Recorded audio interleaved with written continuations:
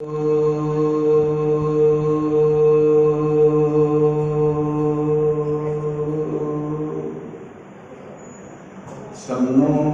मित्रः सन्वरुणः सन्नो भगवत्पर्यमा सन्नो इन्द्रो बृहस्पतिः सन्नो विष्णुरुक्रमः नमो ब्रह्मणे नमस्तिवाय त्वमेव प्रत्यक्षं ब्रह्मासि त्वामेव प्रत्यक्षं ब्रह्म वदिष्यामि ऋतं वदिष्यामि सत्यं वदिष्यामि तन्मामवतु तद्वक्तारमवतु ओद्मामवद्वक्तारम् ॐ शान्तिः शान्तिः शान्तिः।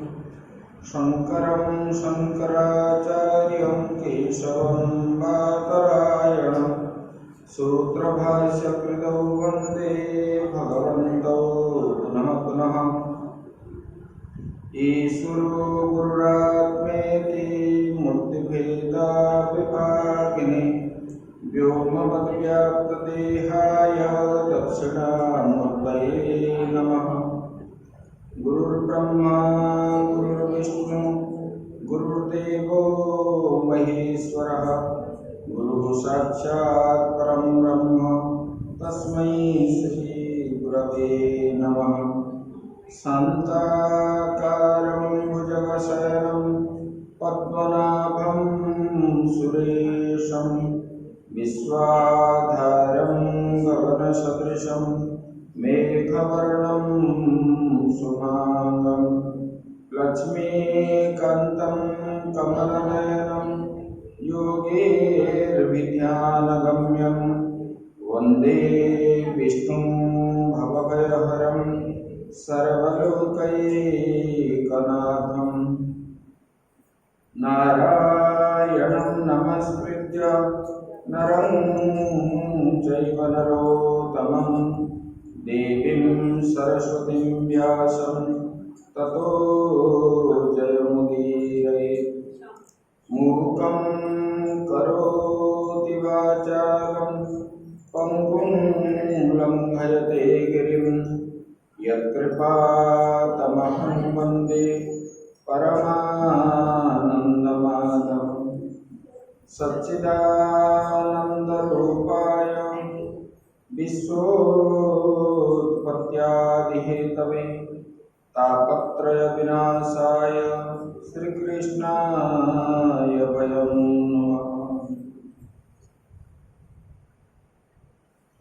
सच्चिदानंद भगवान की सद्गुरुदेव महाराज की श्रीमद्भागवत महापुराण की। ओम नमः पार्वती पतये हर हर महादेव।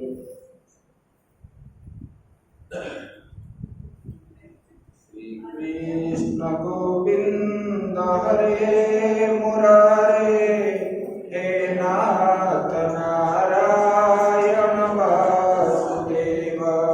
श्री कृष्ण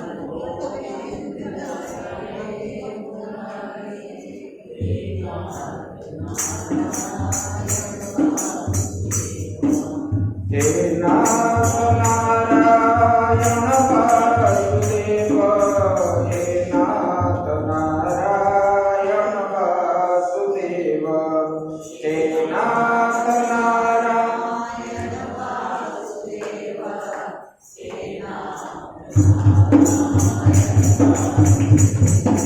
श्री कृष्ण गोविंद हरे मुरारे हे नाथ नारायण वासुदेव। श्री कृष्ण गोविंद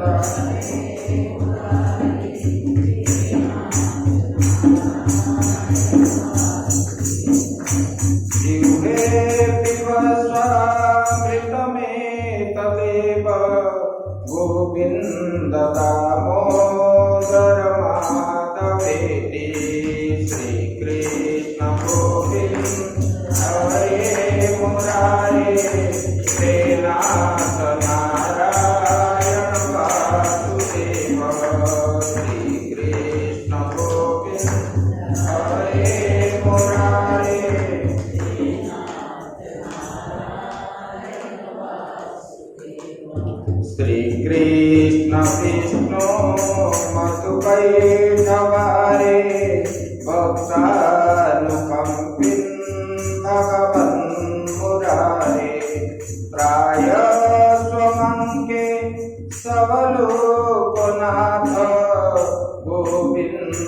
दामोदर माधवेति श्री कृष्ण गोविंद हरे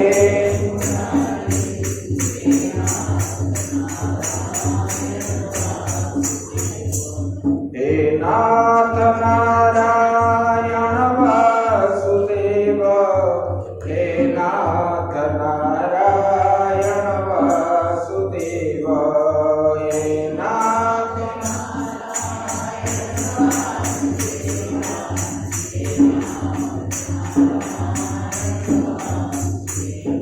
विक्रेतु कामाखिल गोपकन्या मुरारिपादार्पितचित्तवृत्ति दद्यादिकं मोहवसादवोच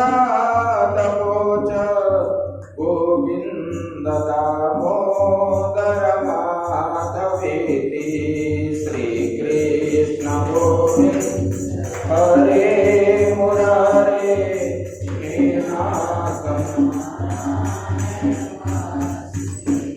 हे नाथ नारायण वासुदेव हे नाथ नारायण वासुदेव हे नाथ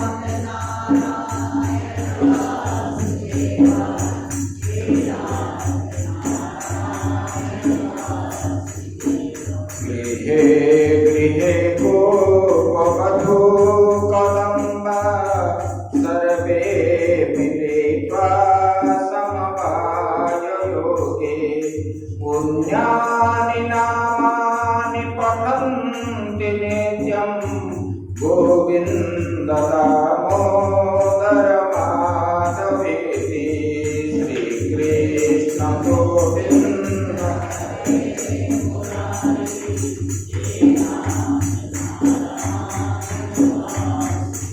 हे नाथ नारायण वासुदेव हे नाथ नारायण वासुदेव हे नाथ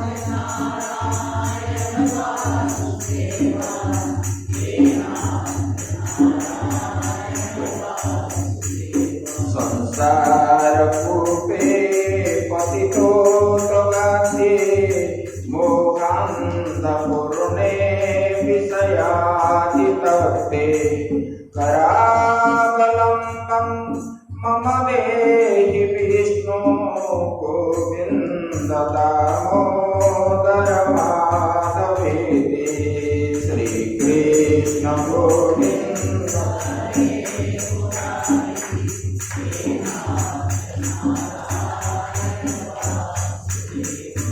हे नाथ नारायण वासुदेव हे नाथ नारायण सुखावसाने त्विदमेव सारं दुःखावसाने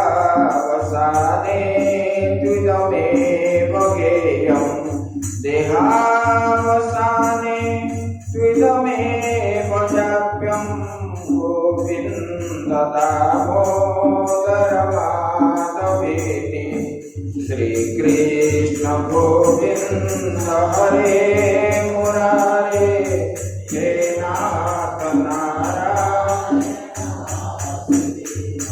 हे नाथ नारायण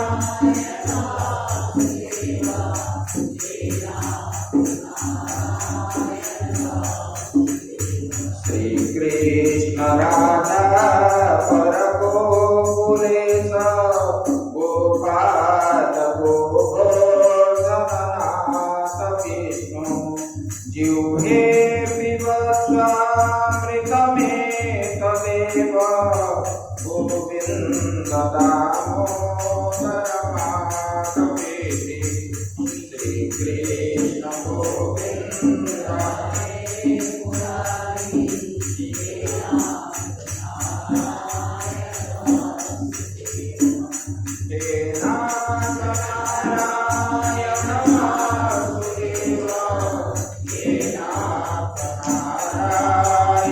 वासुदेव हे नाथ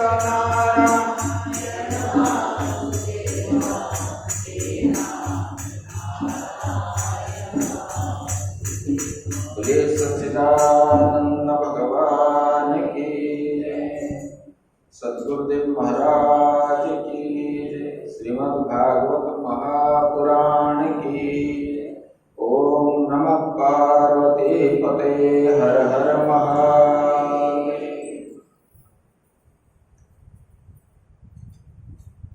परम ब्रह्म परमात्मा के असीम कृपा से हम लोग श्रीमद् भागवत की सत्संग हम श्रवण कर रहे हैं। अभी हम चौथा स्कंद तक चल रहा है। इसमें अभी तक आया जीव का लक्ष्य क्या होना चाहिए। जीव का लक्ष्य जो है परमात्मा की प्राप्ति करना चाहिए।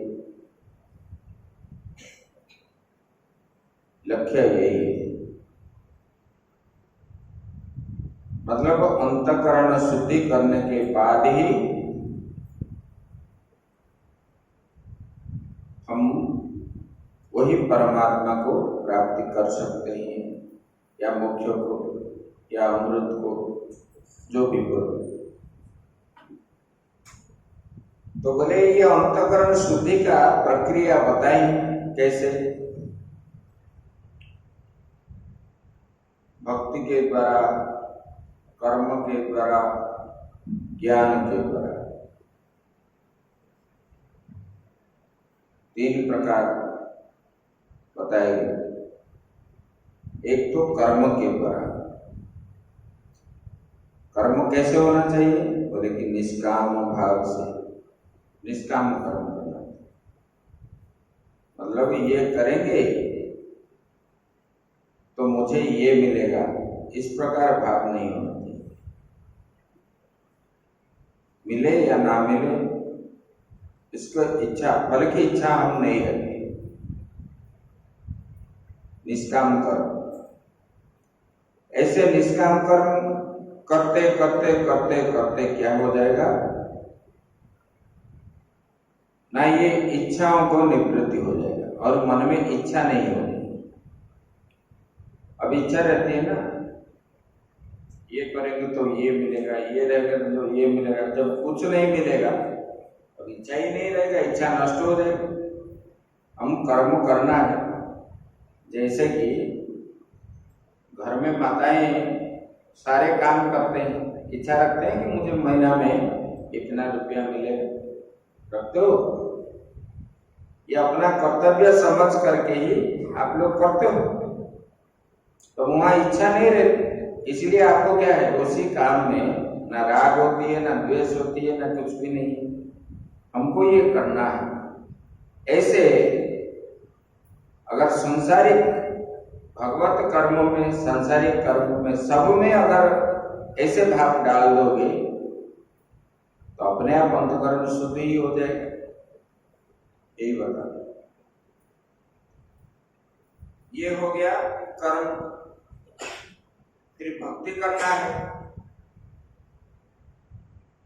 जिसको पाना है, पाने के लिए तो कुछ आश्रय चाहिए। मन तो बिना आश्रय से रहेगा नहीं। एक जगह बैठोगे तो वो क्या है, इधर भागेगा, उधर भागेगा, इधर भागेगा। मन ऐसा है। तो मन को एकाग्र करने के लिए पहला माध्यम जो है भक्ति। तो भक्ति कैसे होगी, बोले कि ये भक्ति 9 प्रकार की है। श्रवणम कीर्तनम विष्णु, स्मरणम पाद सेवनम, अर्चनम वंदनम दास्यम, सख्य आत्मा निवेदनम। बोले कि भगवान के लीलाओं का श्रवण करना है, ये भक्ति। मतलब रोज जो है कुछ पुराण शास्त्र आदि जो जिसमें भगवान की कथा है, उसी को श्रवण करना है। सीरियल नहीं देखना है। जो टीवी में सीरियल आता है उसी को नहीं देखना है। अभी उसी में भी आप लोग जब देखते हो रामायण या महाभारत या गंगा जी जो भी है, सीरियल जब तक देखते हैं तब तक समझ में आता है, बीच में जो एडवर्टाइज आता है जितना सुने थे वो गया और मन उसी में नहीं रहता है। इसलिए श्रवण करना चाहिए, रोज कीर्तन करना चाहिए, भगवान का नाम लेकर के जैसे आप लोग कीर्तन करते हो इस प्रकार कीर्तन करना चाहिए। वो बोले कि नित्य निरंतर, गुरुवार दिन के ही करेंगे बाकी दिन नहीं करेंगे ऐसा नहीं बोले, नित्य होना चाहिए कीर्तन। बोले समय मिले तो मतलब क्या है, किस समय हम जाप करेंगे, किस समय ध्यान करेंगे, किस समय कीर्तन करेंगे, मतलब जो 24 घंटा है हर समय रूटीन जो बना देंगे, मतलब उसी से भगवान का नाम जैसे हमसे विस्मरण ना हो।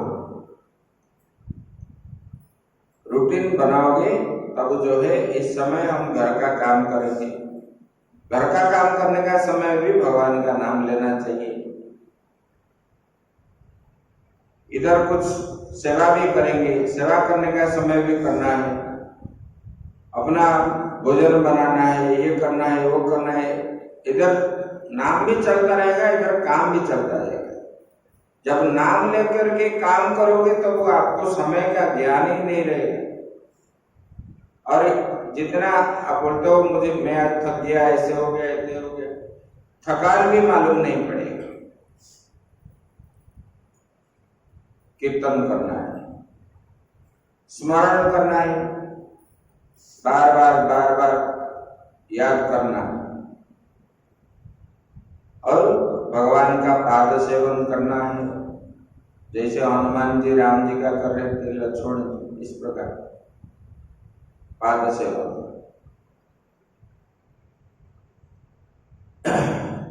बोले कि अर्चन करना है, पूजा करना है, जैसे आरती आदि करते, फूल चढ़ाते, धूप दीप नैवेद्य आरती ये भी करना है, और वंदना भी, स्तोत्र आदि पाठ करना है भगवान के सामने, और अपने को निम्न समझना है भगवान के सामने। तो मैं किसी काम के व्यक्ति नहीं हूं भगवान, इसी प्रकार भाव होना चाहिए। दीनहीन हिसाब से भगवान को स्तुति करना है। और कभी भगवान को सखा भी बोलते हैं, सखा के रूप में बोलते हैं कि मित्र करना है तो भगवान को करो, शत्रु को करना है तो भगवान से करो, तब जाके मिलेगा। ये संसार के साथ मित्रता शत्रुता करोगे तो कुछ नहीं मिलेगा। देखो कंस आदि राक्षसों ने भगवान के साथ शत्रुता किए तो उनको मोक्ष प्राप्ति हो गई। सांसारिक लोगों के साथ मित्र या शत्रु करेंगे तो आप क्या पढ़ो, बंधन में ही पढ़ो। उसके बाद अपने को भगवान के पास समर्पण कर देना है। इसको बोलते हैं कि आत्मसमर्पण, जैसे बलि ने किया था। इस प्रकार भक्ति है, ये 9 प्रकार के, आप किसी भी प्रकार का कर सकते हैं, नहीं तो 9 प्रकार भी आप रोज कर सकते हो। इसमें क्या है, भगवान के प्रति आपका जो श्रद्धा है, कनेक्शन लगा रहे, और ज्ञान जो है, जब कर्म करोगे, मतलब आध्यात्मिक के लिए कर्म कुछ करोगे, निष्काम भाव से कर्म करोगे तो भगवान में भक्ति होगी। भगवान में जब भक्ति हो गया, जब भक्ति हो गई तो तब जो है ज्ञान होगा, ज्ञान हो जाएगा। अरे मैं जीव नहीं हूं, मैं ये ईश्वर का अंश ही हूं। ये जो आत्मा है ये परमात्मा का ही अंश है,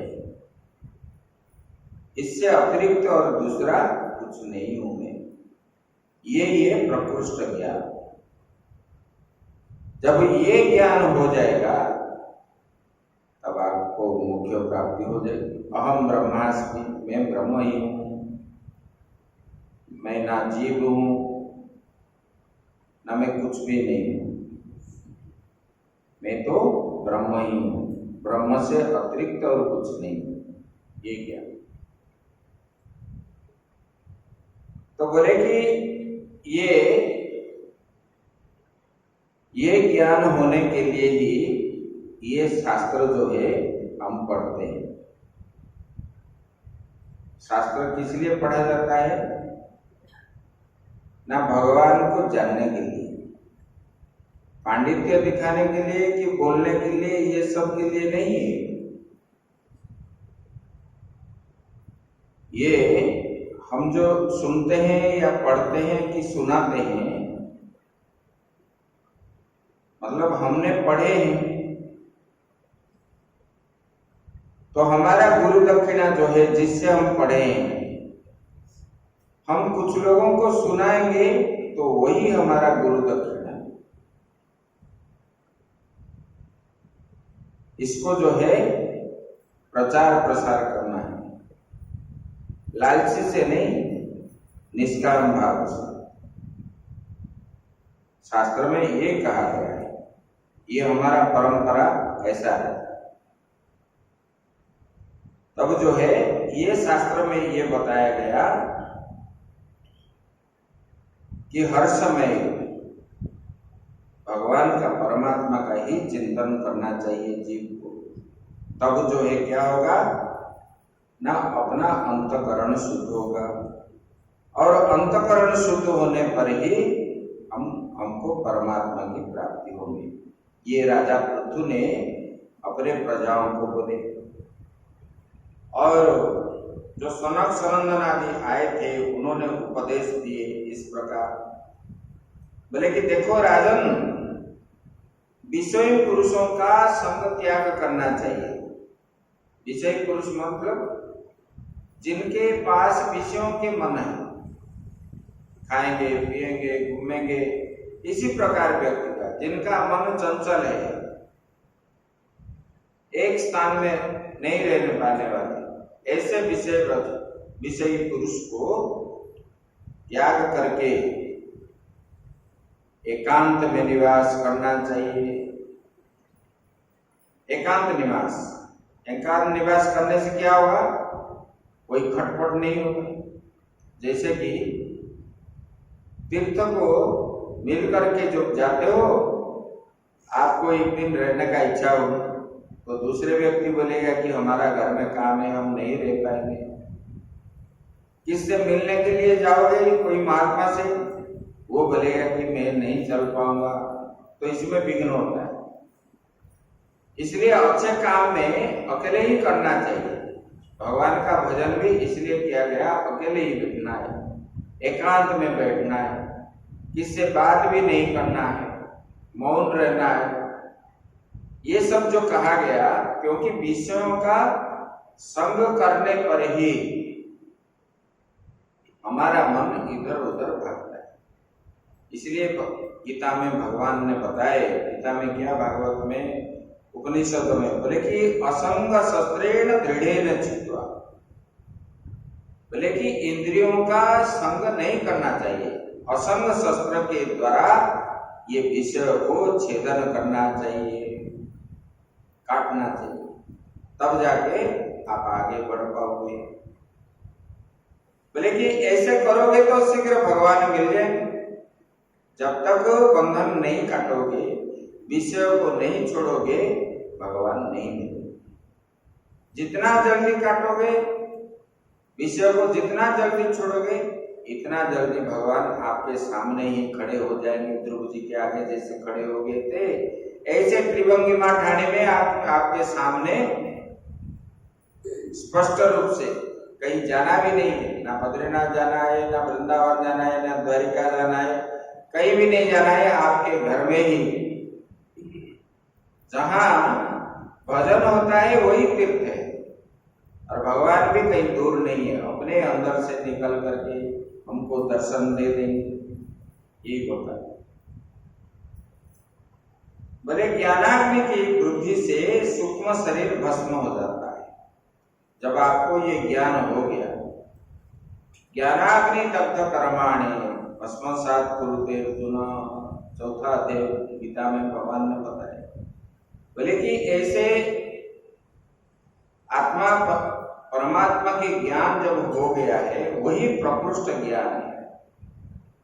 उसको जब हो गया, वो ज्ञान जब हो गया, आपका जो सूक्ष्म शरीर है, ज्ञानेंद्रिय, ये सब क्या हो जाएगा, जैसे कोई भी वस्तु अग्नि में डाल देंगे तो वो जैसे भस्म हो जाता है, राख बन जाता है, ऐसे वो बन जाएगा। फिर और आपके पास ना दृष्टा रहेगा, ना दृश्य भी रहेगा। जो दिख रहा है वो भी रहेगा, ना देखने वाला भी रहेगा, वो भी नहीं रहेगा, वो भी नहीं रहेगा। अब आपके पास शुद्ध ये भी हो जाएगा। बोले कि ये आत्मा ही आत्मा आपका जो है साक्षात्कार हो जाएगा। लेकिन इसलिए विषयों का चिंतन करना मनुष्य के नाश है, जानते हैं सब लोग, फिर भी क्या बोलते हैं, हम घर गृहस्थी है, स्वामी कैसे छोड़ पाएंगे, तो ऐसा नहीं होगा तो फिर हम कैसे चलेंगे।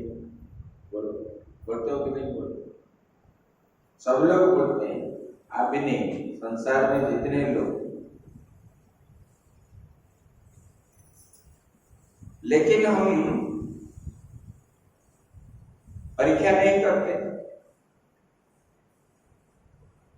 एक बार क्या हुआ, आदिगुरु शंकराचार्य जी ने काशी गए। काशी गए तो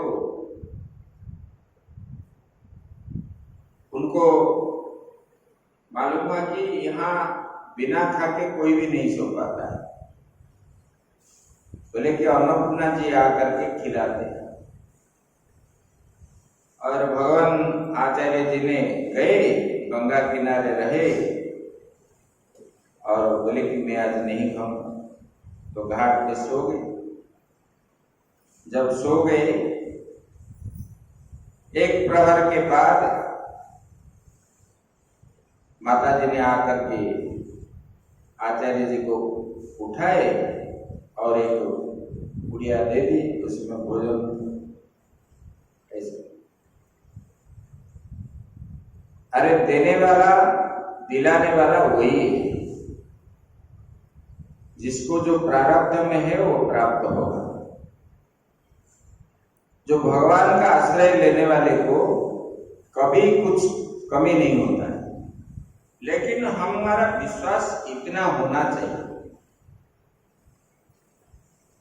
प्रहलाद जी का इतना विश्वास था, इसलिए वो अग्नि में डालने पर भी वो नहीं डरे। बोले कि ये तो भगवान का एक रूप है अग्नि, हमको क्या करेगा। और दादा साहब मंत्र का ही जाप किए, तेल कढ़ाई में डाले, तला हुआ तेल कढ़ाई में, इधर जलता भी, फिर भी उनको जो है गरम तेल उनको ठंडा लगने लगे, क्योंकि वो सब भगवान ही है, भगवान के ऊपर छोड़ दिए। जब सुख आएगा हम बोलेंगे कि मैं कर दिया, जब दुख आएगा तब क्या बोलते हो, भगवान दे मुझे सुख। भगवान ना किसी को सुख देते हैं, ना कभी किसी को दुख भी देते हैं। बोले कि हे राजन, बोले कि सब जीवों के अंदर मया दक्षेण प्रकृति सूयते सचराचरम, भगवान ने बता रहे, बोले कि जब ये सृष्टि का प्रारंभ हुआ, मेरे द्वारा ही ये सब हुआ है। मया दक्षेण प्रकृति, मैं ही सबके अंदर हूँ, प्रकृति के अंदर भी हूँ, जीव के अंदर भी हूँ, चराचर जगत के अंदर भी हूँ। बोले कि यही भगवान ही सबके अंदर ईश्वर का ही निवास स्थान।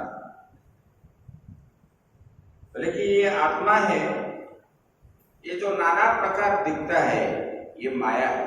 जैसे कि आप अंधेरे में जा रहे हो और आपको लगता है कि वहां एक सर्प पड़ा है, सोया हुआ, लेकिन जब परीक्षा निरीक्षा करते हो तो देखते हो वो क्या है, रस्सी। रज्जु सर्पवत जो दिखाई पड़ता है वो अपने मन का क्या है, भ्रम है। ऐसे ही ये संसार भी जो दिखता है ये भ्रम है। भ्रम के कारण ही हमको ये नानात्व दिखता है। ये पुत्र है, ये पिता है, ये भाई है, ये फलाना है, वो फलाना है, ये क्या है, नानात्व है। लेकिन ये उपाधि जब निकाल दोगे तब वो सिर्फ क्या बचता है, आत्मा ही बचता है। जैसे कि ये कंगन है, ये झुमका है, ये हार है, जब आग में डाल दोगे बाद में ना ये कंगन भी रहता है, ना झुमका भी रहता है, ना ये हार भी रहता है, बाद में क्या बचता है, सोना ही रहता है। ऐसे सब उपाधियों को जब ये नानात्व आपको जो दिख रहा है, ये माँ है, ये बहन है, ये भाई है, ये पिता है, ये चाचा है, ये मामा है, ये सब हमारा कंगन का जैसे ये हार, कंगन, झुमका, ये जैसे उपाधि है, ये सब उपाधि है। ये उपाधि को जब मिटा दोगे अंत में क्या रहता है, आत्मा ही रहता है। जैसे उसमें सोना रहता है, इसमें आत्मा ही रहता है। ये नानात्व हम माया के कारण दिखता है,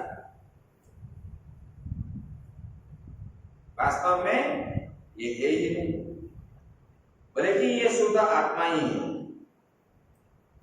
ऐसे बोले कि राजन, ये लोग माया के कारण ही माया के पीछे दौड़ रहे हैं।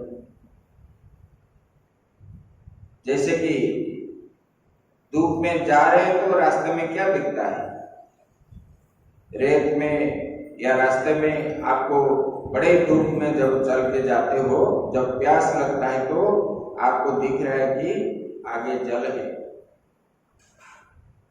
फिर उधर जाओगे तो फिर और दूर जाता है। ऐसे दौड़ते दौड़ते उसको बोलते हैं मृग तृष्णा। जैसे मृग तृष्णा के पीछे दौड़ते दौड़ते कुछ भी नहीं मिलता, जल नहीं मिलता, अंत में वो मर जाता है। ऐसे ये विषयों के पीछे दौड़ोगे तो अंत में वही हानि होगा, लेकिन प्राप्त होने वाला कुछ भी नहीं है। इसलिए भगवान बता रहे, बोले कि सनक सनंद नारायण बोलते बोलते हैं, राजन ये संसार के विषयों के से जो हटता है वही आत्म तत्व को प्राप्त करता है, इसके अतिरिक्त और कुछ नहीं है। ये बोल दिए और उन्होंने जाने के लिए उद्योग हुए सनक सनंद नारायण। तब राजा पृथु ने बोले कि भगवान आपका बहुत बहुत जो है कोटि कोटि मतलब बारंबार मैं आपको नमन करता हूं। बोले किस लिए, ना आपने आकर के हमको ये जो ज्ञान दिए इसलिए। बोले कि भगवान जिस पर कृपा होता है तो तब संतों का दर्शन मिलता है और संतों का उपदेश मिलता है। भगवान का असीम कृपा है मेरे ऊपर, इसलिए भगवान आज ने आप मेरे राज्य में आकर के मुझे और मेरे प्रजाजनों को आपने जो उपदेश दिए, मैं आपको बार बार नमन करता हूँ। बोले कि भगवान ये सब आपके आशीर्वाद से ही मैं आज राजा हूँ और मेरे पास ये जो धन धान्य प्रजा पुत्र स्त्री आदि सब है, ये सब आपका दिया हुआ है। आपका देन है, ब्राह्मणों का देन।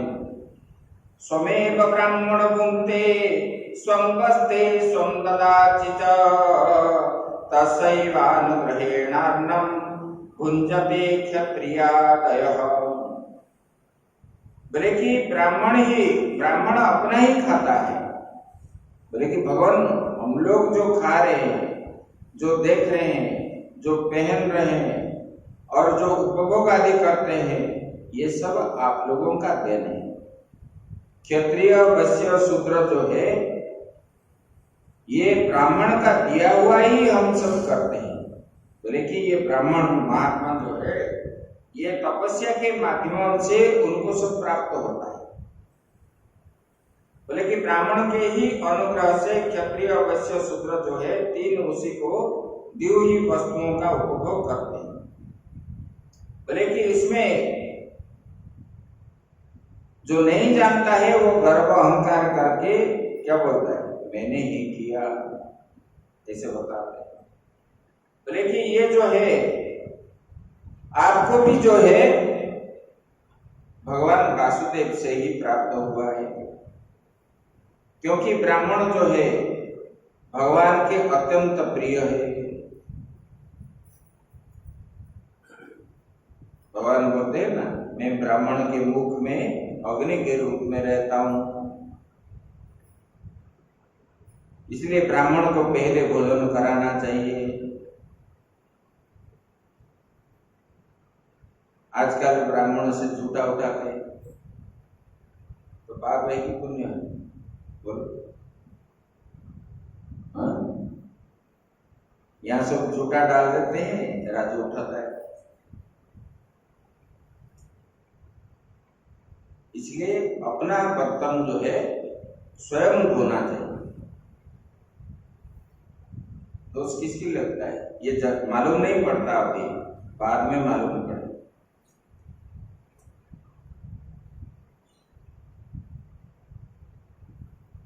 देखो, ब्राह्मण डाला हुआ आसन पे हम बैठना नहीं चाहिए, उसको उठा करके। देखो, जब मनु जी ने देवहूति को लेकर के कर्दम ऋषि आश्रम गए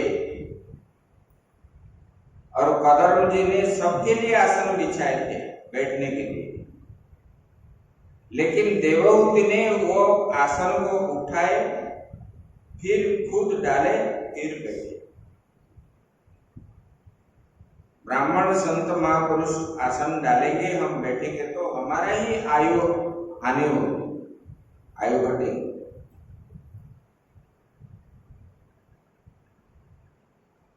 ये सब को छोटे छोटे वस्तु को हम ध्यान नहीं देते, तब जो है हमारा जो संस्कार है विहीन हो जाते हैं। पहले हमारा सब नियम था, ये नियम हम लोग जाना आना संतों के पास कम हुआ, तब इसकी वजह से ये सब नियम को सब लोग भूल गए, तब व्यतिक्रम होता है। देखो, किसी को भी देखो, बाएं हाथ से खाएंगे, ये शिष्टाचार नहीं है। दाहिने हाथ में ही खाना है और घूम घूम करके नहीं खाना है, कुत्ते बिल्ली जैसे खाते हैं। आजकल वो कई सिस्टम करते हैं ना शादी में, वो क्या करते हैं, कुत्ते बिल्ली जैसे खाते हैं ना, बंदर, इस प्रकार खाते हैं। अरे बैठ के खाना चाहिए, भले ही आप ले लो, कहीं भी बैठो, आराम से खाओ। ये पशु वृत्ति आ गया, क्योंकि विषयों का सेवन करते करते, ये आपका दोष नहीं है, ये हम क्रिटिसाइज नहीं कर रहे। जो विषयों को हम ग्रहण करते हैं ना,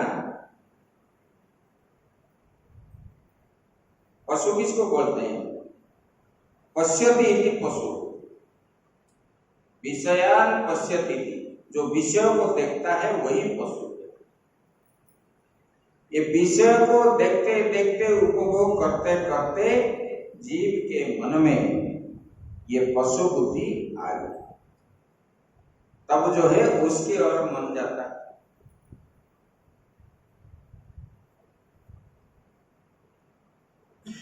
पहले बाहर खड़े होके कोई नहीं खाते थे, कोई भी नहीं खाते थे।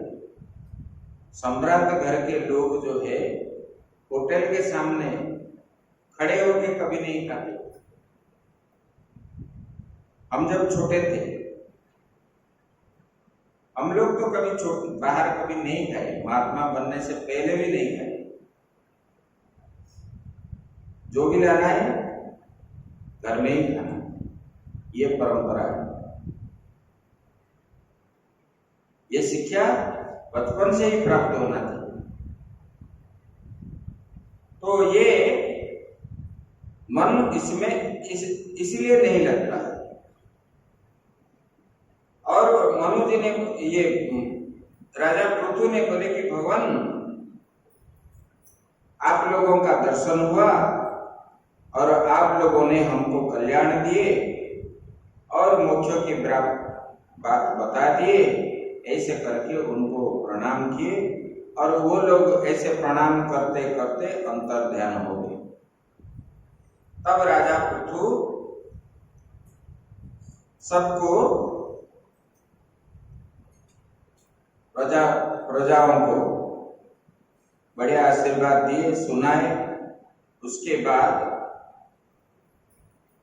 फिर एक दिन राजा पृथु ने वानप्रस्थ जीवन के लिए अपने पुत्र को राज्यभार दे करके उन्होंने चल पड़े भगवान के भजन के लिए। और वहां जाकर के कंदमूल फल आदि खा करके उन्होंने दीर्घ दिन तक रहे। अपने पत्नी के साथ गए और करते करते करते भगवान का चिंतन ही करते करते सबको त्याग दिया, सब कुछ त्याग दिया। बाद में अन्न भी त्याग दिया, जो फल कंदमूल आदि खाते थे वो भी त्याग दिया। उसके बाद उनका शरीर शांत हो गया और उनका शरीर शांत होने के बाद अर्ची ने, उनके पत्नी, वो भी पति के शरीर को अग्नि में डाले और खुद अग्नि में अपने को समर्पण करके दोनों जो है वैकुंठ की ओर प्राप्त हो गए। उसके बाद जो है प्रचेतागण आए। ये प्रचेतागण जो है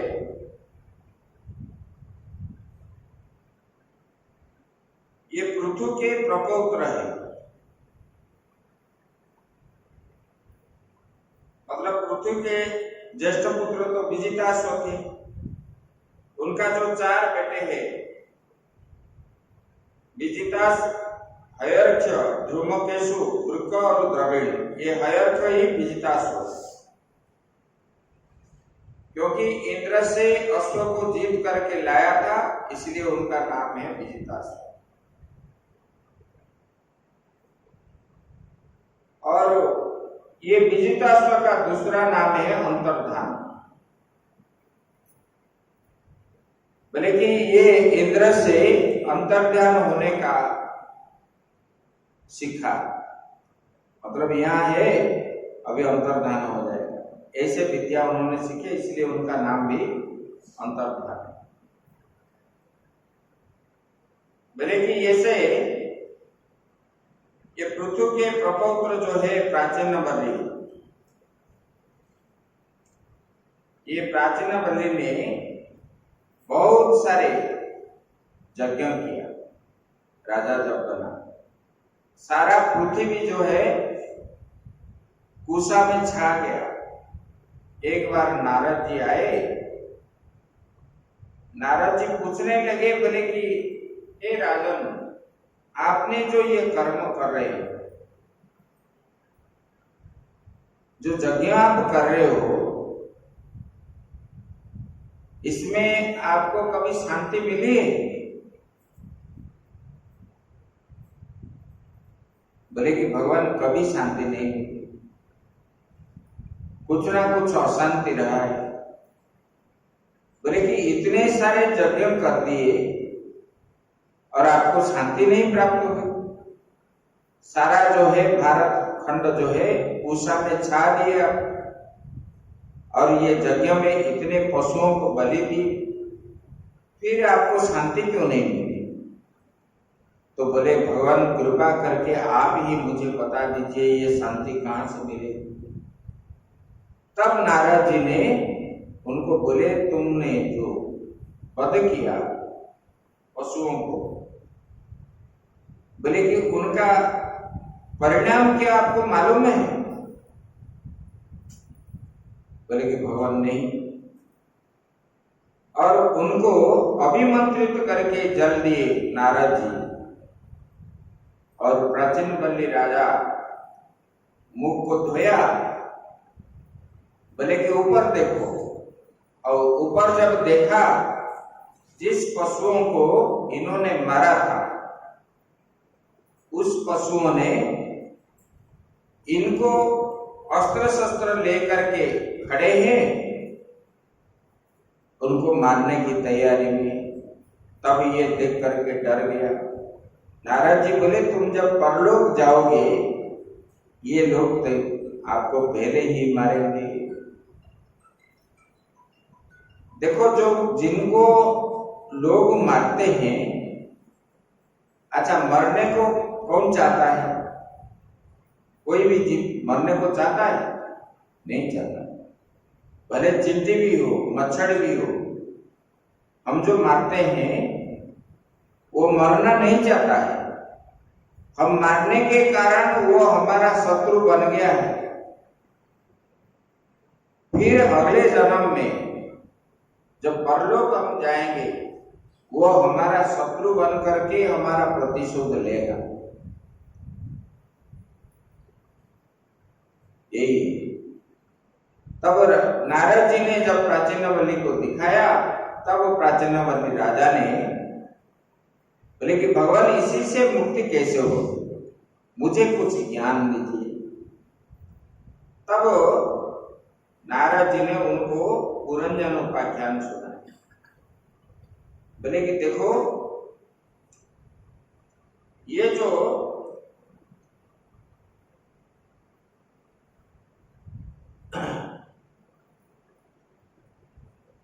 जीव है ये परमात्मा की ही सखा है। पुरंजन मतलब पुरः जनयति इति पुरंजन, जो पूर्व में वास करता है। अपना ये जो शरीर है ये एक पूर्व है और इसमें निवास किसका है? जीव का होता है, आत्मा का। वो आत्मा ही पुरंजन है। पहले ये जीवात्मा परमात्मा के सखा ही था, है भी, और मिलकर के घूमते घूमते आए और विभिन्न प्रकार के पुरुष देखने लगे। मतलब चिमटी से लेकर के सब शरीर देखे, लेकिन ये जो जीवात्मा है किसी पूर्व को जो है आग्रह नहीं किया, उनको पसंद नहीं आया। तब उन्होंने ये भारत खंड में जब आया तब मनुष्य शरीर के अंदर जो है इसी शरीर को उन्होंने चुना और उसके अंदर प्रवेश कर लिया।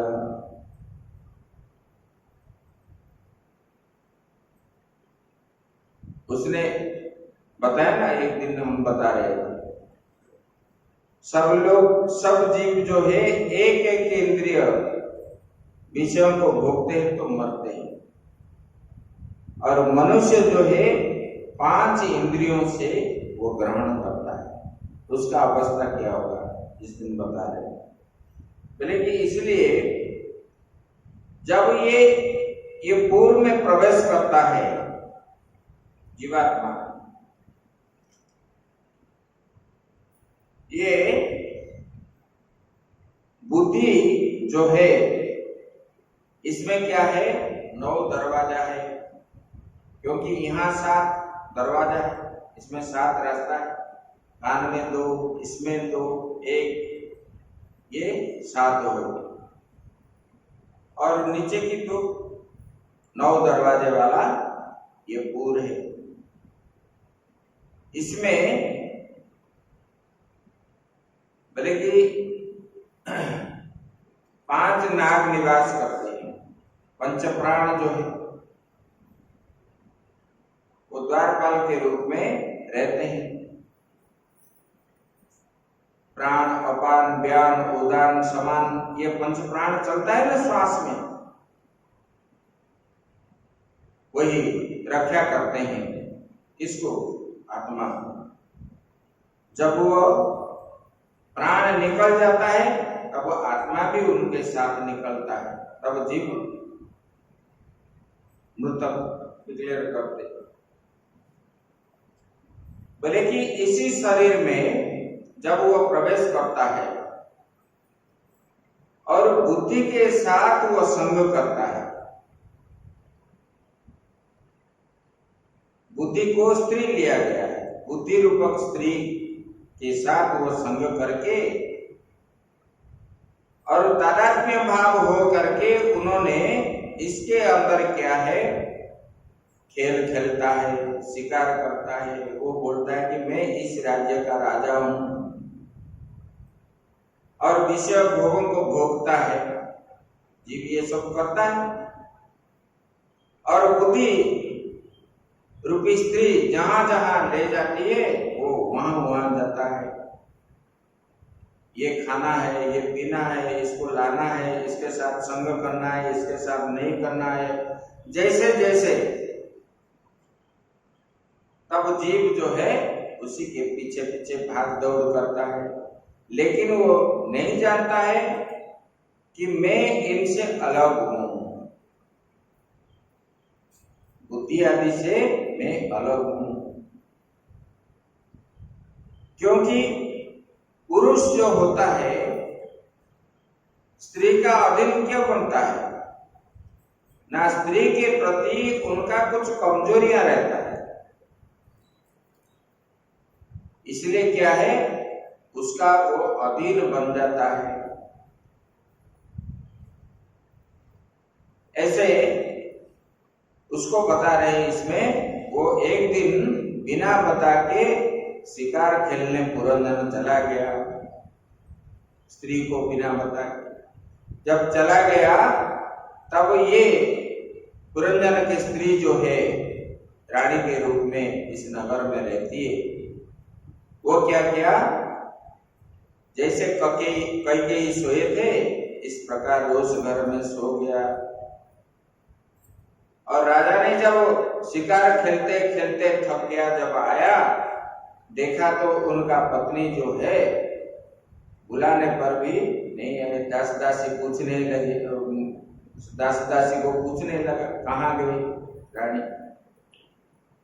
तब उन्होंने बोले कि वो एकांत में सोया हुआ है, ना खाया ना पिया, अपना जो साज सज्जा पोशाक जो है कुछ इधर कुछ उधर, लोग कपड़ा आदि कुछ उधर, इस प्रकार फेंक करके नीचे सोया हुआ है, गद्दी आदि छोड़कर। तब राजा जो है उनको मनाने लग जाता है, तू ही हमारा सब कुछ है, अच्छा है, ये है वो है, उसके बस में वो आ जाता है। तब जो है उसके बाद पर रानी जब आ जाती है तब ये दोनों मिल करके यहाँ पर घूमते रहते हैं, फिरते रहते हैं, जो इच्छा वही करते हैं। तो जीवात्मा बुद्धि के साथ मिल करके, बुद्धि तादात्म्य भाग हो करके, एक हो करके ये सारा संसार में विषय भोगों को भोगता है। तब जो है भोगते भोगते भोगते बुढ़ापा आ जाता है। बुढ़ापा आ जाने पर उनको क्या, शत्रु के रूप में सब मतलब पहले निमंत्रण आ जाता है, अभी तुम्हारा जाने का समय आ गया। आजकल आने पर भी लोग नहीं डरते, चोटी पकने पर कला लगा देते, कलर नहीं मानते, कलर लगा देते। अरे हम बूढ़े कहाँ हुए, भगवान का सिग्नल जो आया है उसको बोलते कि भगवान कुछ दिन और रखने दो। फिर जो है आंख को दिखाई नहीं पड़ता, दांत टूटने लगते हैं, ये सब सिग्नल आता है जाने का। और जैसे जैसे आता है और जो है ये और विषय बढ़ता रहता है, विषय और कैसे लेंगे, इस प्रकार भाव से वो रहता है। जब सज्जा में लेट जाता है, सब बीमारियां आ जाते हैं एक साथ और उठ नहीं पाता, गुरगुर होता है, तब वो चिंतन करता है मेरा पुत्र क्या करेगा, ये नाती पोते आदि कैसे चलेंगे, ये घर में ये राज्यों को मैंने कैसे बनाया था, फिर उन्होंने मैं चले जाने पर ये स्त्री कैसे रहेगी, ऐसे चिंतन करते करते करते वो क्या है स्त्री का चिंतन किया और करके जब शरीर छोड़ दिया, छोड़ने के बाद फिर जो है एक राजा के घर स्त्री का चिंतन किया था, इसलिए ये जीव क्या हुआ, अभी तो पुरुष हुआ था, फिर स्त्री का चिंतन जब किया स्त्री बन गया। यंग यंग पापेश्वरन भावम त्यजन तंते कलेवरम, हम बताए थे परसों। जो जिसका चिंतन करके शरीर त्यागता है उसी प्रकार जन्म ले लेता है। तब उन्होंने स्त्री रूप में जन्म हुआ।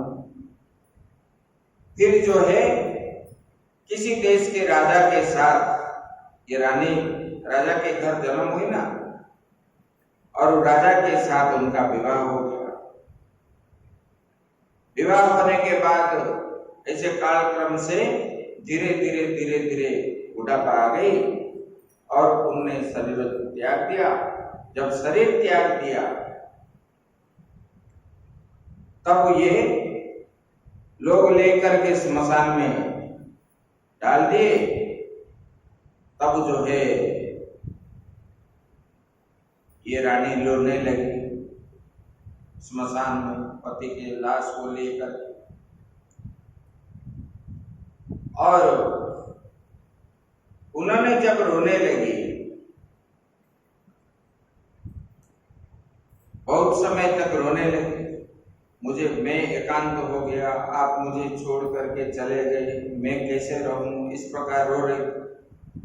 तब वहां पर अभिज्ञात नामक सखा जो है परमात्मा आए, आकर के उन्होंने उनको बोलते हैं, बोले कि आप क्यों रो रहे हो, आप काष्टम कस्यमेको वायम शयानो यस्य शोचसी जानसि किं सखायं मम येनाग्रे विचर्यतः। बोले कि अरे तू कौन है, किसकी कन्या हो, और जो है यह कौन है, इसके जिसके लिए तुम रो रहे हो वो कौन है बताओ, और मुझे आप पहचानते हो ना? नहीं, मैं नहीं पहचानता। बोले कि मैं ही तेरा सखा हूं, मेरे से अलग हो करके तू इस पूर्व में घुस गई था। फिर जो है तू अपने स्त्री का चिंतन करते करते शरीर छोड़ा तो तुझे स्त्रीत्व को प्राप्त हो गई, और फिर तुम इसी जन्म में इनका स्त्री बन गया। जब अभिज्ञात नामक सखा परमात्मा ने उनको याद दिलाया, तब उन्होंने फिर जो है अपना स्वरूप ज्ञान हो गया। ये नारद जी ने बताया। बोले कि देखो, ये जीव विषय में बुद्धि के साथ तादात्म्य भाव करके ये शरीर को ही मैं मान जाता है और आत्मा को नहीं जानता है, और विषयों का चिंतन करता है तो उनका स्वरूप ज्ञान नहीं होता। ऐसे उन्होंने ये ब्रह्म ज्ञान उनको सुनाया। तो बोले कि देखो, शंकराचार्य भगवान ने बताया ना, अंगम गलितम पलितम मुंडम दशनाभिहीनम जातम कुंडम वृद्धियाति गृहीत्वा दंडम तदपि न मुञ्च यासापिण्डं भज गोविन्दं भज गोविन्दं गोविन्दं भज मूढमते भज गोविन्दं भज गोविन्दं गोविन्दं भज मूढमते। सच्चिदानंद भगवान की जय। बोले कि विषय में इतना पड़ जाता है। भगवान शंकराचार्य ने बताया, बोले कि अंगम गलितम, इधर चलने के लिए शक्ति नहीं। अंग सब क्या है? वृद्धावस्था हो गया, चलने को शक्ति नहीं। और पलितम मुंडम, और जो है सब बाल जो है पक गए। दशना विहीनम, हमको दिखता भी नहीं। बोले कि इधर मुख में एक भी दांत नहीं रहा, तथापि वो क्या है, विषय को त्याग करने के लिए इच्छा नहीं करता है। नमुंचा पिंडम, और वो क्या चाहता है, और कुछ दिन मिल जाए मैं जी जाऊंगा और विषय को भोग करूंगा, खाऊंगा पीऊंगा। ऐसे ये जीव जो है इसी प्रकार ये विषय का चिंतन करते करते करते उनका जीवन जो है वृद्ध भी हो गया।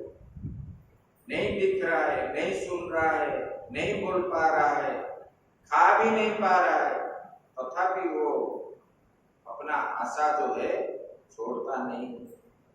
क्या बोलता है, और 5 साल जूं तो मेरा पोते का शादी देखूंगा और पोता भी देखूंगा। ऐसे यही आशा ये ऐसे प्राचीन बल्ली राजा को दिए। और ये प्राचीन बल्ली के पुत्र जो थे प्रचेतागण, उन्होंने ये जो है मनुवंश के विस्तार का बात है, तब ये प्रचेतागण जो है तपस्या करने के लिए गए नारायण सरोवर पश्चिमी गौर। और जब सरोवर के पास पहुंचे तब वहां, क्योंकि पहले लोग जो है घर गृहस्थी आदि करने से पहले कुछ तपस्या संचय करते थे। इन लोगों ने गए थे तपस्या करने के लिए, और जब नारायण सरोवर में पहुंचे उधर देखने लगे शिव जी उसमें प्रकट हुए। वो सरोवर देखने के लिए बड़ा सुंदर था। हंस, मयूर, विभिन्न प्रकार के सुगंधित फूल फल से भरा हुआ था वो जंगल। और उधर जो शिव जी को दर्शन किए, उन्होंने प्रणाम किया भगवान शंकर जी को प्रचेतागण ने, और उन्होंने बोले कि देखो, शंकर जी ने बोले कि मैं आप लोगों को इसलिए दर्शन दिया कि आप भगवान का भजन करने के लिए घर से आए हो, और जो भगवान का भजन करता है मैं उनको दर्शन देने के लिए आ जाता हूँ, क्योंकि भगवान मेरा जो विष्णु जो है मेरा अत्यंत प्रिय है। इस प्रकार शिव जी उनको बोले और उनको जो है भगवान के भक्ति के मार्ग में उपदेश किया, रुद्र गीता नाम। और ये प्रचेतागण जो है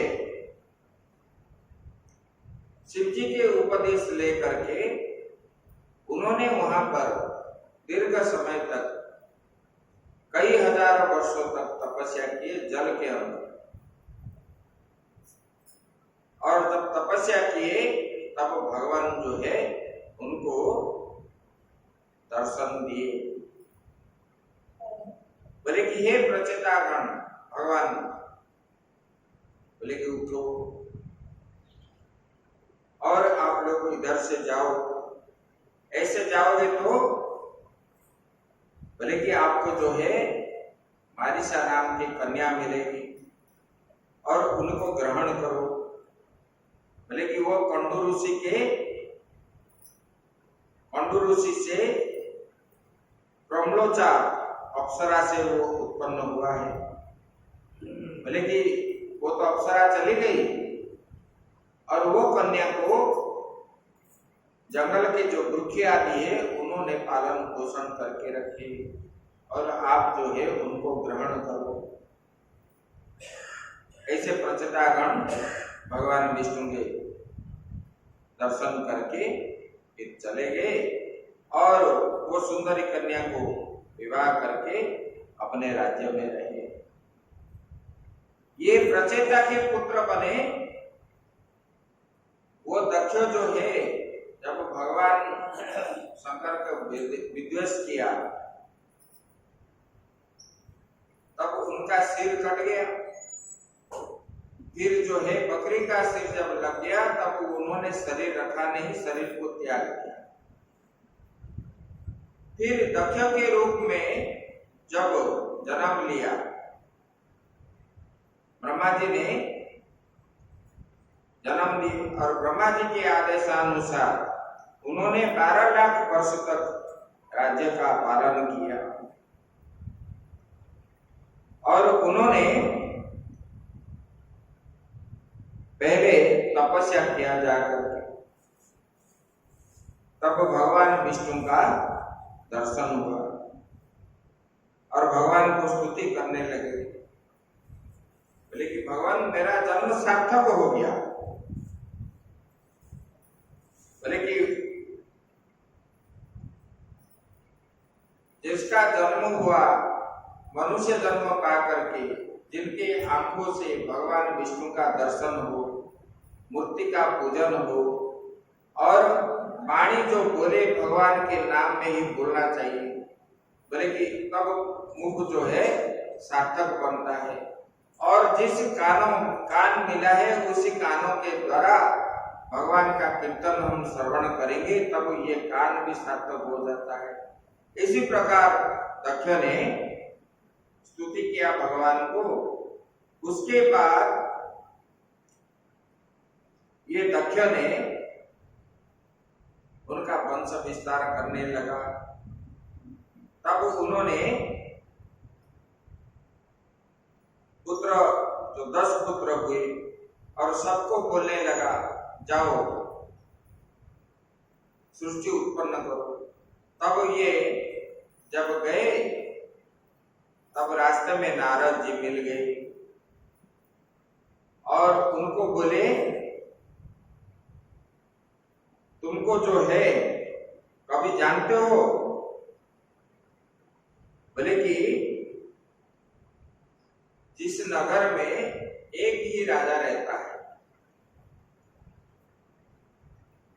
और वहां उल्टी नदी बहती है, ऐसे ऐसे उनको प्रश्न किए। तब वो प्रचेता के ज्येष्ठ जो थे वही बता दिए, बोले कि अभी तुम संसार करने के लिए आए हो तो जाओ करो, तपस्या करो। तब उन्होंने बोले कि हम तो तपस्या करेंगे भगवान की प्राप्ति के लिए, और जो आए थे हम यहाँ तपस्या करके पर प्रदान करके घर को वापस होंगे, वो महात्मा बन गए। जिसको ये आत्मज्ञान हो गया, ये संसार मिथ्या ब्रह्म ही सत्य है, तब जो है वो कभी भी इस लाइन में नहीं है। तब भगवान नारद जी ने इन लोगों को जो ज्ञान दिए, तब उसी ज्ञान से वो क्या हो गया, फिर जो है वापस वो चले गए, निवृत्ति धर्म को ग्रहण किए, प्रवृत्ति धर्म को त्याग दिए। और उसके बाद फिर दक्ष ने और 10 पुत्र जन्म दिया। तब उनको भी नारद जी बोलने लगे, बोले कि देखो तुम्हारे बड़े भाई भी आप लोग जैसे आए थे, वो आए थे तपस्या करने के लिए, लेकिन उन्होंने ये सब त्याग करके चले गए निवृत्ति धर्म को, परमात्मा की प्राप्ति उससे। तब उन लोगों ने बोले कि हमारे बड़े भाई लोग जिस रास्ते में गए हम भी उधर जाएंगे। तब वो भी महात्मा बन गए। ये जब दक्ष प्रजापति को मालूम हुआ, तब उनको बड़ा गुस्सा हो गया, बोले कि मैं जितना पुत्र उत्पन्न करता हूँ, तब नारद जी जो है उसको सब बाबाजी बना लेता है। तब उन्होंने क्रोधित वश में आकर के नारद जी को श्राप देने लगा, बोले कि तुम महात्मा लोग क्या जानोगे गृहस्थ में क्या होता है, पुत्र पौत्र में कितना आनंद मिलता है, आपको कहाँ मालूम होगा। इसलिए हे नारद जी, तुम मेरे पुत्र को महात्मा बना दिए, इसलिए तुम कहाँ एक क्षण भी एक स्थान पे ठहर नहीं पाओगे। अभी इधर है तो और एक घड़ी के बाद फिर उधर फिर किधर, ये उनको श्राप। ये उत्तानपाद के वंश की बात यहाँ तक बताए, और आगे उनके जो छोटे बेटे हैं प्रियव्रत, वो प्रियव्रत के वंश बताए। मनु जी के जो दूसरा बेटा प्रियव्रत है, बचपन से ही उन्होंने विरक्ति मार्ग में रहे और घर में नहीं रहे, नारद के आश्रम में ही जाकर के रह रहे थे। जब मनु जी ने उनको राज्यों को बुलाया तब नहीं आए, तब ब्रह्मा जी आए उनको समझा बुझाने के लिए, बोले कि देखो जाके घर संसार करो क्योंकि सृष्टि बढ़ना है। बोले कि हम ये सब नहीं करेंगे, ऐसे बोलने लगे। तब ब्रह्मा जी ने बोले कि अगर आपको भजन करना है, घर में भी रह करके तुम भजन कर सकते हो। तो बोले कि जब आप कर लोगे उसके बाद फिर आके भजन करना है। ब्रह्मा जी की बात उन्होंने रक्षा किए, फिर आए। बोले कि उन्होंने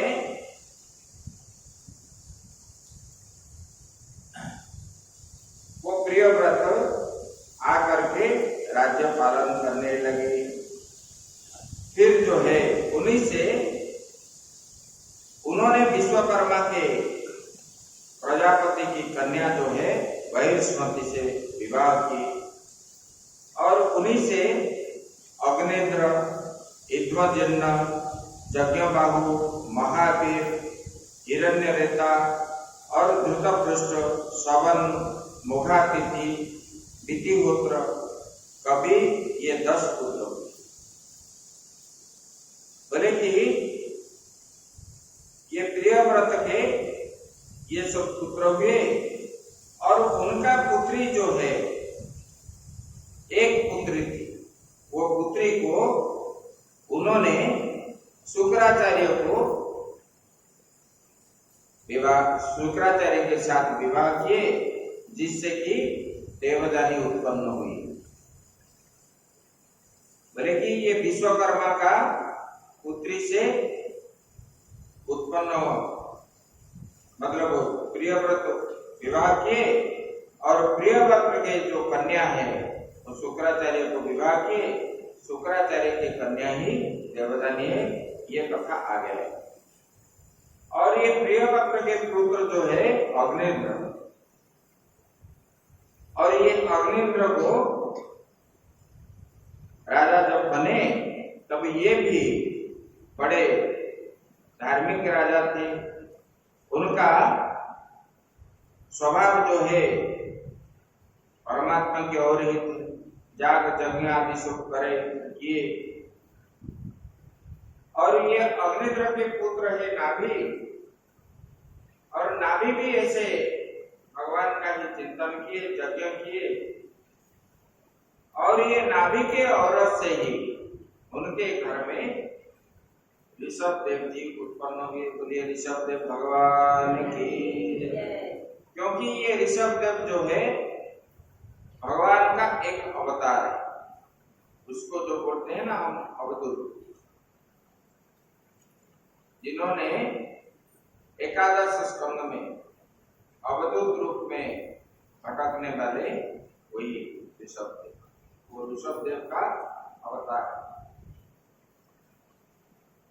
बोले कि ये ऋषभ देव जो है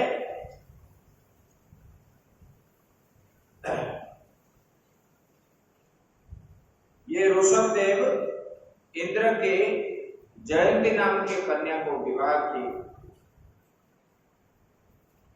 और उनके 100 पुत्र हुए।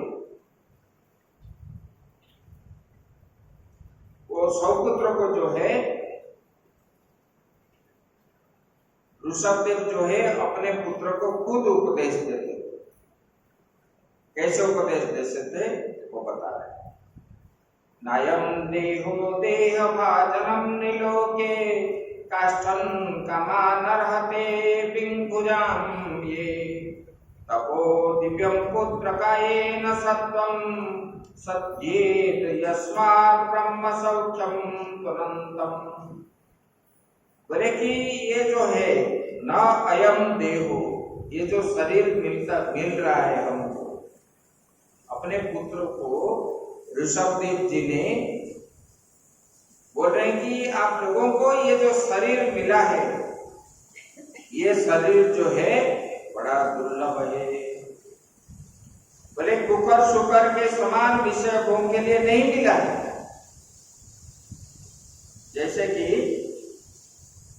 हम लोग क्या करते हैं, समय को ये शरीर मिला है उपभोग करने के लिए ही लोग यही चाहते हैं, लेकिन इनका सदुपयोग नहीं करते। ऋषभ देव जी बता रहे हैं कि बोले कि हे पुत्रों, आपको विषय भोग करने के लिए ये शरीर आपको नहीं मिला। बोले कि ये शरीर मिला भगवान का भजन करने के लिए, कठोर तपस्या करनी चाहिए। बोले किस लिए? बोले कि जिसके कारण ये अंतःकरण शुद्ध होगा, मन बुद्धि चित्त अहंकार जो है शुद्ध होगा, मतलब भगवान की ओर ही मन जो जाएगा। बोले कि ये ब्रह्म सुख प्राप्त होता है, हो सके। बोले कि इसके करने से क्या होगा? बोले कि ब्रह्म सुख को प्राप्त करोगे। अब दुनियादारी जो हुई है, जिनके पास आप मानते हो कि वो सुखी है, इनके पास इतने अरब करोड़ रुपया है, वो सुखी है? कोई भी संसार में सुखी, कोई भी सुखी नहीं है। सुखी कौन है? जो फकड़ होकर के घूमता रहता है, मांग के खाता है, उसको कोई चिंता नहीं, कहीं भी सो जाता है। परिव्राजक सन्यासी जो है वही बता रहे। बोले कि ये घर मठ सांसारिक समस्त प्रपंच जो है ये सब प्रपंच है और इनसे सब विरक्त होना चाहिए। सब लोगों के लिए बता रहे। बोले कि केवल देह निर्वाह के लिए जितना चाहिए इतना ही ग्रहण करना चाहिए, क्योंकि ये शरीर माध्यम है भजन करने। तो शरीर जीने के लिए जो चाहिए, खाने के लिए, पहनने के लिए, रहने के लिए, उसको ही लेना चाहिए। बोले कि मनुष्य इंद्रियों की तृप्ति के लिए नाना प्रकार के पाप कर्म करता है। बोले कि उससे उसको क्या मिलता है? बोले कि क्लेश प्राप्त होता है। जो कर्म करता है, पाप कर्म जो करता है उसको क्लेश मिलता है और वो उचित नहीं है। बोले कि मनुष्य जो है जब तक अपना स्वरूप का ज्ञान नहीं हुआ, स्वरूप ज्ञान नहीं हुआ, तब तक जो है उनको जो है कर्म से निवृत्ति नहीं मिलेगी। बार बार जन्म मृत्यु इसी चक्कर में ही पड़ेगा और जन्म होना ही दुख का कारण है। इसलिए उनको बोले कि हे पुत्रों, आप जो है भगवान का ही शरण में जाओ, विषय को त्याग कर दो। 100 पुत्र से जो अंतिम 20 है, 20 से 9 पुत्र जो है नवजोगेश्वर बन गए। आगे आएगा नवजोगेश्वर विषय उन्होंने उपदेश करे। मतलब उनके वस्त्र आदि भी नहीं चाहते उन्होंने, इतना तपस्वी है वो और ज्ञान उनका बढ़िया है। और भरत जो है ये बड़ा है, बाकी सब लोग जो है ये भरत कुछ ब्राह्मण बन गए, वेदादि ये ऐसे ऐसे उनका पुत्रों ने सब ये ऐसे त्याग वैराग्य की उपदेश दिए। बोले कि देखो, बोले कि ये पति पत्नी आदि जो होते हैं ये एक ग्रंथि है, ये मेरा पति है, ये मेरा पत्नी है, इसी प्रकार। लेकिन ये आपस में मोह उत्पन्न करता है, आसक्ति उत्पन्न कर देता है, तब जो है बंधन में फंसता है। बोले कि इसी को त्याग करना चाहिए। बोले कैसे मुक्त हो इस बंधन से? द्वेपदे बंध मोक्षाय न ममेति ममेति च ममेति पद्यते चंतुर न ममेति प्रमुच्यते। ये गरुड़ पुराण में है। बोले कि जीव को बंधन क्यों होता है? बोले कि ये एक है बंधन, एक है मुक्त। बोले कि जब वो मेरा मेरा होता है तो बंधन में फंसता है, बंध जाता है। जब उन्होंने मेरा कुछ भी नहीं है ऐसा जब वो बोलता है तो उनको मुक्त हो जाता है। बोले कि जो मैं और मेरा होता है वो क्या होता है? बंधन में फंसता है। ऐसे उन्होंने बोले। बोले कि देखो, गुरु तथा ईश्वर में भक्ति करना चाहिए। 25 साधन उन्होंने बताए अपने पुत्रों को। गुरु ईश्वर से भक्ति करना चाहिए और गुरु के वचन को श्रद्धा पूर्वक विश्वास करना चाहिए और भगवत कथा का श्रवण करना है, ब्रह्मचर्य पालन करना है, आत्मा अनात्म वस्तु का ज्ञान होना चाहिए। आत्मा क्या है, अनात्मा क्या है? अभी कुछ समय पहले मैं जो बता रहा था। और मंगलमय भगवान के नाम का संकीर्तन करना, इस प्रकार उन्होंने बोले कि पिता पुत्रों को, गुरु शिष्यों को तथा राजा प्रजा को प्रेम पूर्वक धर्म शिक्षा दे, बोले उन पर क्रोध ना करें। हाँ, बोले कि ऐसे शिक्षा दी। बोले कि जो गुरु शिष्य के बंधन मुक्त न करके वो गुरु कहलाता नहीं है। गुरु न स्यात् स्वदनो, गुरु न स्यात् स्वदनो न स्यात् पिता न स्यात् जननी न स्यात् दैव न तस्यान् न पतिश्च न सत्स्यान् नमो चेत्य समुपेत मृत्युम्। बोले कि देखो, गुरु न स्यात्, बोले कि जो गुरु अपने शिष्यों को आत्मा कल्याण की उपदेश नहीं करता, मतलब कि आत्मा की चिंतन करने के लिए ना बोल करके आश्रम को बांध के रखने के लिए अगर उनको शिष्यों बनाया, मेरा जमीन देखो, जायदाद देखो, जैसे लोग बोलते हैं ना,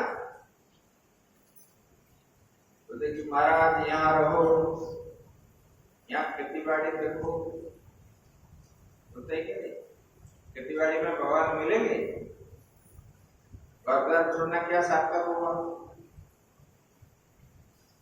महात्मा जहाँ रहेगा, भजन ध्यान करेगा और शास्त्र का कुछ चिंतन करेगा, तब जो है उनका जीवन सार्थक होगा। और ये सब जो है लटपट चीज है हर जगह। देखो हरिद्वार में देखो कितने बड़े बड़े आश्रम खाली पड़ा, इन्होंने बनाया फिर कोई नहीं मिल रहा, बहुत जगह खाली पड़ा। यह बता रहे हैं कि बोले कि गुरु जो बनता है शिष्य को क्या देना चाहिए, आत्मा ज्ञान देना चाहिए। जो नहीं दे रहा है वो गुरु नहीं है। बोले कि जो पिता भगवान के प्राप्ति के उपदेश नहीं करता है पुत्र को, वो पिता भी पिता नहीं है। बोले कि जननी न स्यात्, वो माता भी माता नहीं है।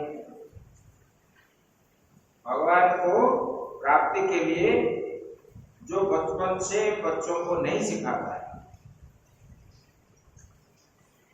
घर छोड़ने के लिए नहीं बोले भगवान, भगवान का भक्ति उनको सिखाना चाहिए बचपन से, चाहे पिता हो, पुत्र हो, गुरु हो, बोले कि वही श्रेष्ठ होता है। और उन्होंने बोले कि देवता स्वजन कहलाने योग्य नहीं है। ऐसे वाले माता पिता गुरु देवता ये कहलाने योग्य नहीं है, जो नहीं देता है उपदेश, मतलब भगवान की प्राप्ति का मार्ग जो नहीं बताता है, पिता गुरु देवता माता ये सब, वो ये कहलाने के योग्य नहीं है। वो तो ये दिया समुपेत मृत्युम, बोले कि जो आत्मज्ञान नहीं देता, ऐसे बताए कौन, दत्तात्रेय भगवान अपने पुत्र को उपदेश दिया।